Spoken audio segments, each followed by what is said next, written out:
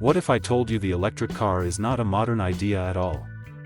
In fact, the story begins deep in the 19th century, when inventors were already trying to build silent road vehicles powered by electricity, decades before most people ever saw a gasoline car. The earliest machines were crude, more like experimental carriages than true cars.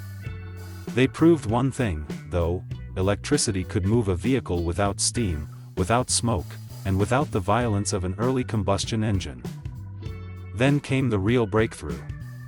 By the 1880s, improved batteries and better motors made electric road vehicles far more practical, and in London, Thomas Parker is often credited with building one of the first practical electric cars in 1884.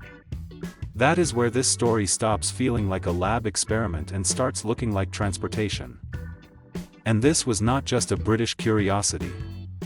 In the United States, William Morrison built a successful electric vehicle around 1890, and suddenly the idea of a clean, quiet carriage without horses started to look commercially possible. Imagine seeing that for the first time in a world still ruled by hooves. And here is the part most people never hear: electric cars were not fringe machines. Around 1900, they were actually booming. In the United States, they made up roughly a third of the vehicles on the road, because they were quiet, easy to start, and much cleaner than many early gasoline cars. For city driving, they made perfect sense. No hand crank. Less smell. Less noise. In an age when gasoline cars could be messy, loud, and hard to start, an electric car felt almost refined. For a moment, the future of the automobile looked electric from the very beginning. But then the balance broke. Mass-produced gasoline cars became cheaper, and in 1912 the electric starter removed one of the gasoline car's biggest weaknesses: the dangerous hand crank.